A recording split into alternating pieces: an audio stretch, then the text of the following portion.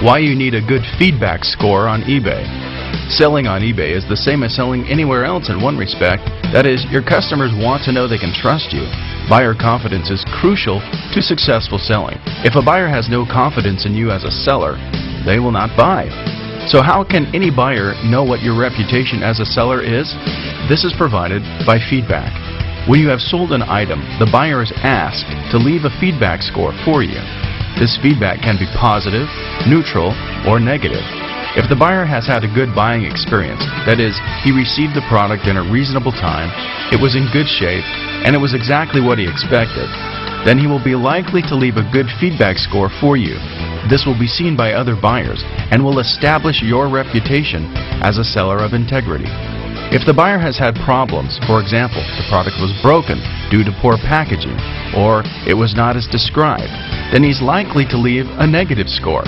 Other buyers can see this feedback score on every item listing next to your user ID. Once the feedback score is left, it cannot be deleted, and it becomes a permanent part of your profile. So it's important to get as good a score as possible. Of course, it works both ways. Perhaps the buyer was the one to have caused most of the problems by not paying what or when he should. This will result in the seller giving the buyer a negative score.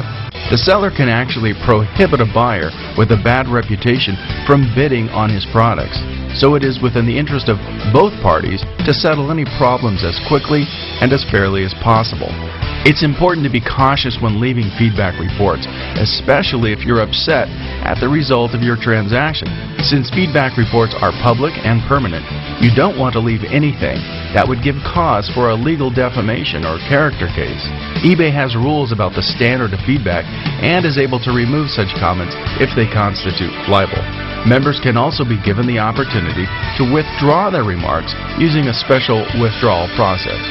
If you feel unsatisfied with your trading partner's performance, always try and settle the issue before leaving feedback. Then, make sure it's fair and factual.